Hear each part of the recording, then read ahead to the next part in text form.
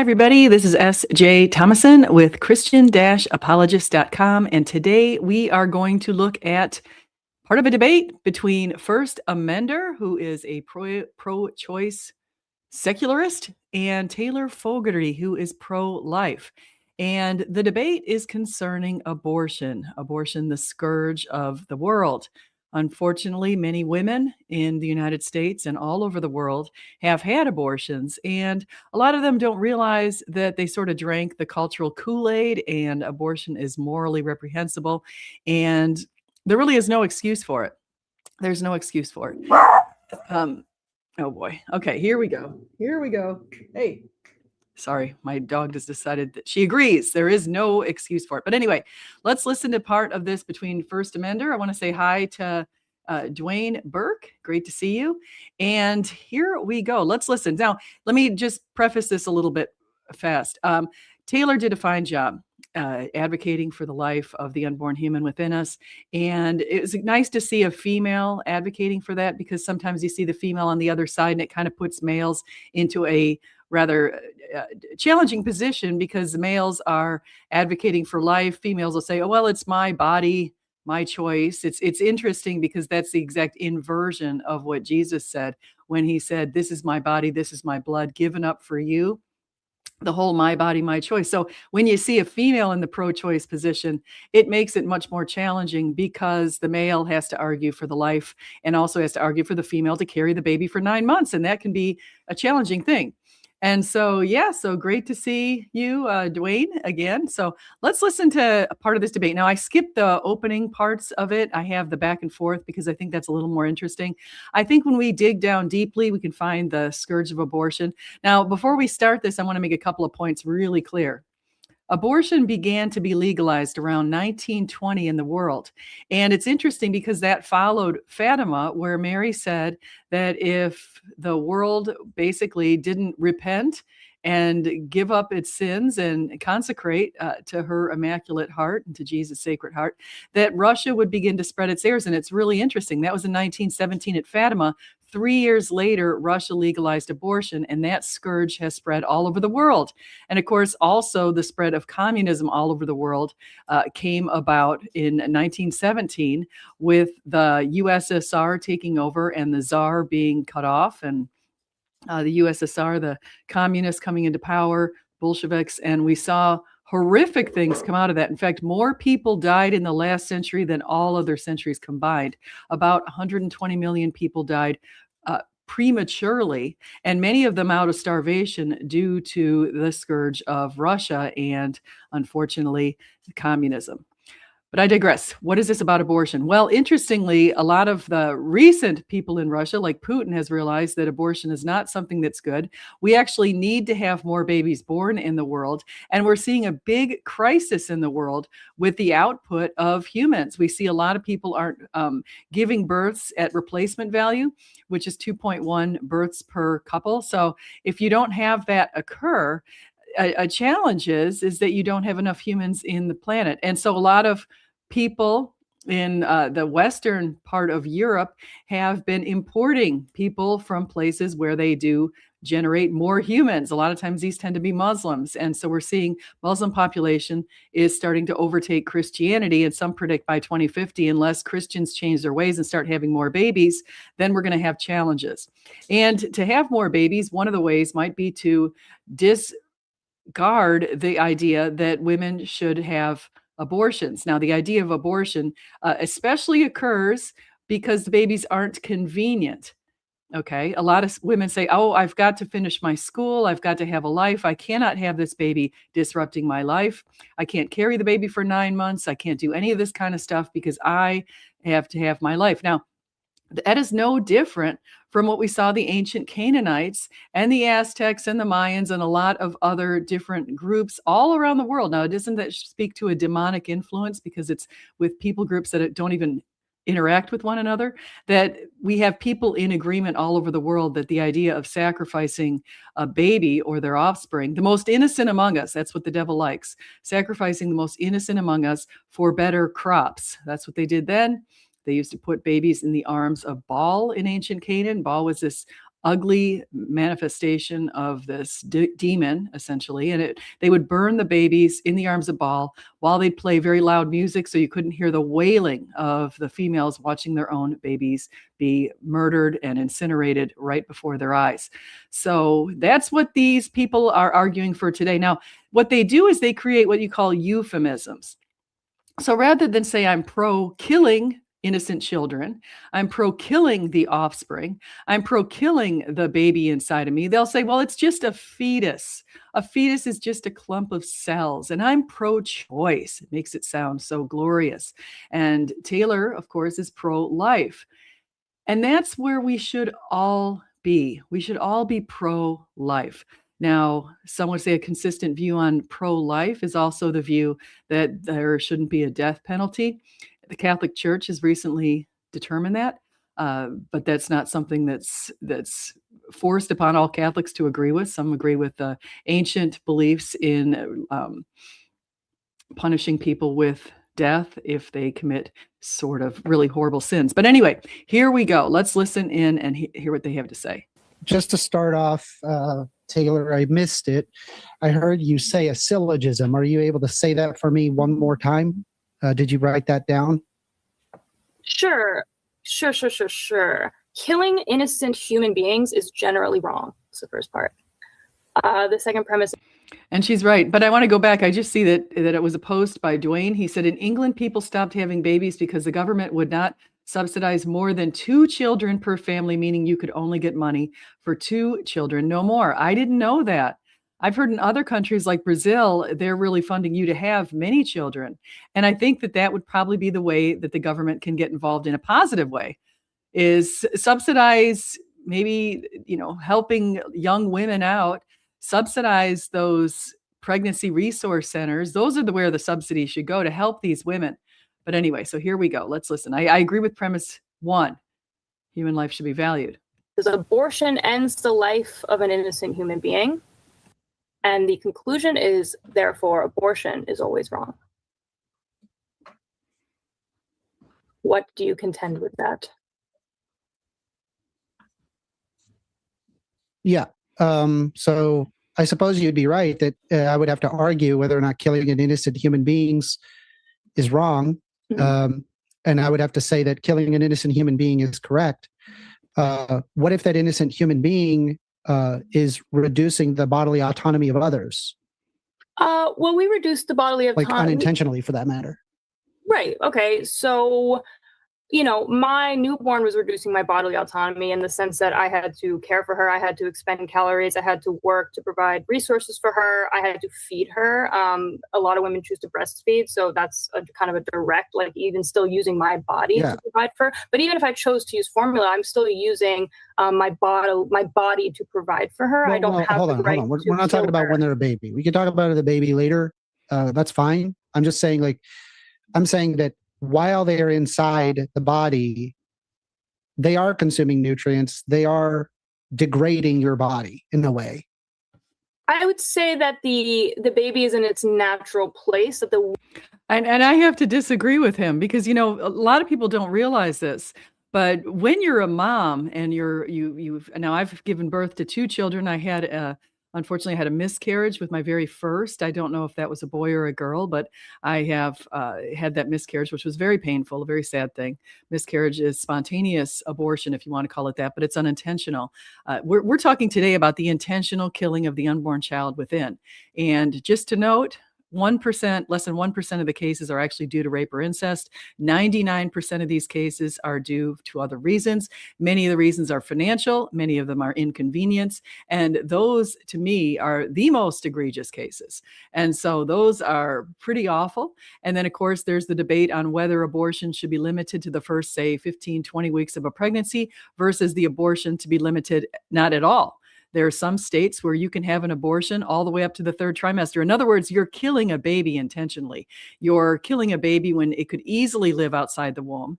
And in many situations, babies even as young as 20 weeks can live outside the womb. So people are killing their unborn children left and right. Unfortunately, in the United States, about 1 million babies die each year due to abortion. It's really a terrifically horrible thing that's going on. And so I wanted to speak to the idea of the nutrients inside the body. Now, they have shown that women who have had a pregnancy, it lessens their likelihood of getting cancer in the future. It actually makes your body a little stronger. And there's something you might not have heard of, but it's called microchimera. Now, what is microchimera? When you have a baby inside of you, the cells that the baby uh, develops, the cells that it develops spread not only through the baby itself, the baby's little body, but also spread through the mother's body. And those cells, those microchimera, remain in your body far after the baby's been born. In fact, your entire life, you've got the microchimera cells from the children who were born within you. And so that's pretty amazing because they fight against disease. That's what those little cells do. And that's what they found out. That's pretty amazing. So yes, you actually have a bonus for carrying a baby. And one of it is called microchimera. Look it up. It's in scientific journals. I am not making this up. It's an amazing thing that they've discovered relatively recently. So here we go. Womb and the uterus is designed to go through pregnancy, that women are designed to go through pregnancy. So again, this isn't like some sort of parasitic relationship. I reject the concept. Design requires a designer, but I'm not here to talk about like God versus not God. Biologically, we predicate that. Sadly, this character is an atheist, and he refuses to admit that there is a designer out there. I think if you look out into atheists hate when I say this, but just looking at the trees, I think it's obvious there's a designer. Looking out into nature versus our planet and the extraordinary circumstances under which this planet was put to life, where we are in the universe, our positioning, our distance from the moon, how the moon and Jupiter and other planets relate to us, how the sun relates to us. There are so many extraordinary circumstances that brought us into being that it screams for a designer. God says that everyone knows there is a designer. I think now with new scientific discoveries in DNA and the whole idea of code, the DNA code speaks to the need for a DNA coder. It's quite obvious to me that the nucleotides and the way everything's been put together is kind of written like a book. And if you claim there's no author of a book, what kind of logic do you have? It's completely illogical. But anyway, here we go. Problem is that their autonomy is revoked in some way when they are forced to have a baby. Right. So you're saying killing an innocent human being is wrong. I agree that they're not choosing to revoke the autonomy of the mother, but they are, regardless of whether they choose to or not to. If, for example, it's so interesting because for some reason he has decided that the mother has more rights than the baby. Now, in the United States, one of our amendments speaks to the right of all persons. And so some people try to pretend that a personhood is magically conferred at some point during the birthing process or during the gestation process. And that's completely ridiculous and totally sad. And actually, that was the foundation upon which a lot of Roe v. Wade was built way back in 1973. The truth is, humans become humans at the point of conception. A soul becomes a soul at the point of conception. So at conception, when the fertilized egg and sperm come together, that's when the soul begins. So when you take the life of the innocent, the most innocent among us, when you take that life, you're taking the life of a soul. So that to me, it gives us a lot of reason to say abortion should never, ever be legal. It should never be legal. There's no situation where you should be able to take a human soul. Now, I want to speak here to what I learned today in the church, what the church says. And it's a really good commentary. And there's a copyright on this from 2018 from the United States Conference of Catholic Bishops in Washington, D.C. Without the contraceptive pill. Now, that's another thing. Catholics don't believe in contraception. And I didn't even realize that, being raised a Catholic. I don't know. I guess I wasn't paying attention at all in church or in school or anything. I guess my head was wandering some other place, but I definitely didn't know this. Without the contraceptive pill, the sexual revolution couldn't have happened. Few women were, and now that happened in the 1960s. Few women were willing to risk pregnancy outside of marriage. Economist George Akerlof has shown how that dynamic abruptly changed with the contraceptive pill, leading to, quote, the feminization of poverty. Told that the pill would prevent pregnancy, women had sex without the promise of marriage because women controlled the decision to contracept, give birth, or undergo abortion. However, many men reasoned that they were not responsible for children conceived outside of marriage. Indicating men's denial of responsibility, shotgun marriages soon plummeted, while out-of-wedlock births nearly tripled. In less than 2 decades, 1965 to 1984, abortions among unmarried women grew from an annual 88,000 to 1.271 million. Really awful. Throughout the past decade, at least 40% of children each year are born to unmarried mothers who are often left struggling in poverty to raise children alone. According to Child Trends, in 2015, 43% of children living in single mother families were poor, compared with 10% of children in married couple families. Poverty and the absence of a child's biological father in the home are two of the strongest predictors of poor academic, emotional, and behavioral outcomes of children. So that is something that's going on. Now, what we can do, we can promote purity, we can promote the beauty of a pure body, and we can promote the idea of holding out until marriage. I mean, there's a lot of really good things that we can do with our society and encouraging young women to retain their virginity. But here we go. If a person is neglectful in their actions, causing the death of another, that would be wrong, despite the fact that they are unaware that they are causing that. Sure, but do I get to kill them, I guess, is the conclusion we're going to have to come to. Because if we want to talk about bodily autonomy, I think what we have to get to the root of first, because you say you don't want to talk about the baby outside of the womb. Okay, so what we can talk about it later. I don't mind. I just don't want to go all over the place. But what is in the womb? We have to establish that. That is going to be where we start. And what is a fetus? A fetus is soon to be developed into a baby, hopefully. Hopefully you get lucky.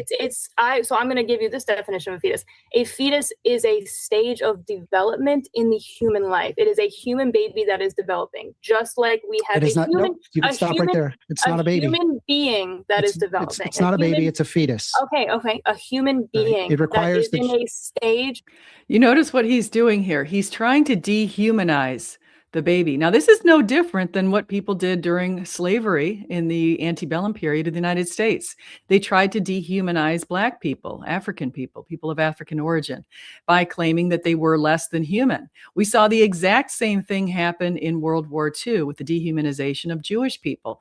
There was a lot of propaganda going on in Germany that equated Jewish people with rats. I mean, they did some really horrific things. We, as a humanity, have done some horrific things over the centuries, and unfortunately, we have to contend with that. So here we go.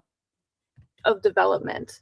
Okay, it requires the gestation of the mother in order for it to develop into a baby. But in order to do so, that is degradation on the mother. The degradation part is my belief.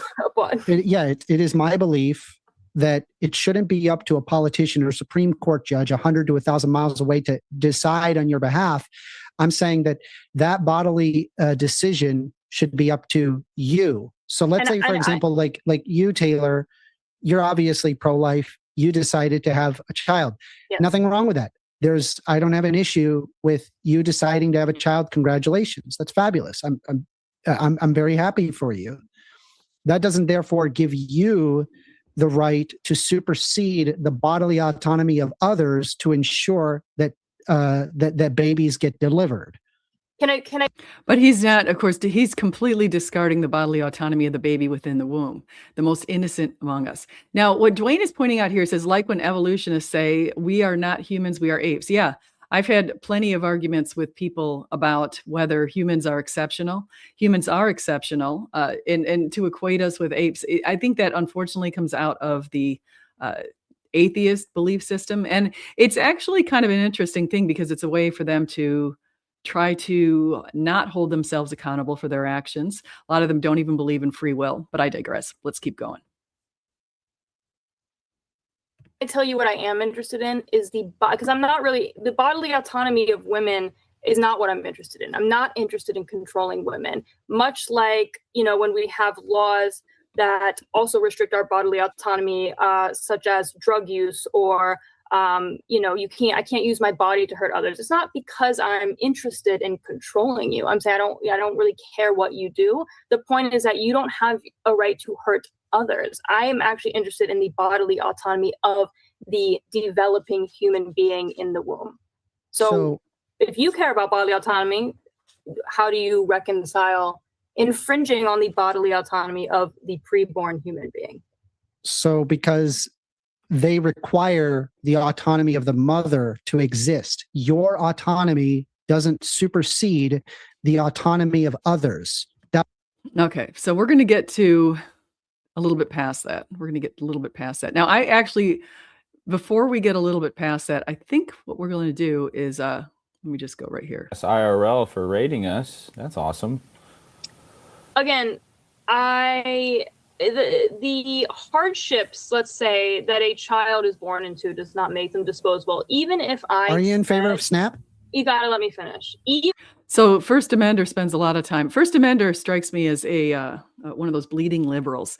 And it's interesting because I did spend some years myself as a bleeding liberal. So I understand that. And the SNAP benefits is the idea of giving welfare benefits to people. And a lot of times that does go to single women. I think that we have a lot of ills in this country. One of them I pointed out with this Catholic thing that I just read to you is the fact that a lot of men don't think that they need to marry women anymore. There used to be a lot of shotgun weddings because people accidentally got, it was accidental that a woman got pregnant. So they had the shotgun. They quickly got married so that the woman gave birth inside of wedlock. It was a really good thing. We don't see that so much. A lot of men do not feel responsible. We see that difference even perpetuated and magnified in certain ethnic groups. Unfortunately, some ethnic groups are worse than others as far as overall whether or not the males are going to be staying in the home and helping raise the child. It really benefits kids for the male to stay in the home and raise the child, and it really benefits the world for women to give birth to their baby. Now, as somebody who drove a woman to an abortion clinic when I was in my 20s, I think I can speak to this because yes, I've confessed that. Yes, I feel terrible about it. But what happened was when I was in my 20s, a friend of mine got pregnant and she asked me to drive her to an abortion clinic, and I did. And I feel really guilty about that. I was basically an accessory to a crime, and I never even thought about talking her out of it. It was just taking her to the clinic, which was down in Fort Lauderdale.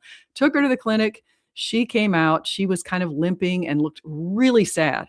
Okay, really sad. She never went on to have kids, and she's a nice, really nice lady. She probably would have had quite a few benefits had she had that child. And unfortunately, she chose not to. I don't even know if the father of the child even knew about this whole situation, which is even more sad. I don't even know who the father of the child was, to be honest.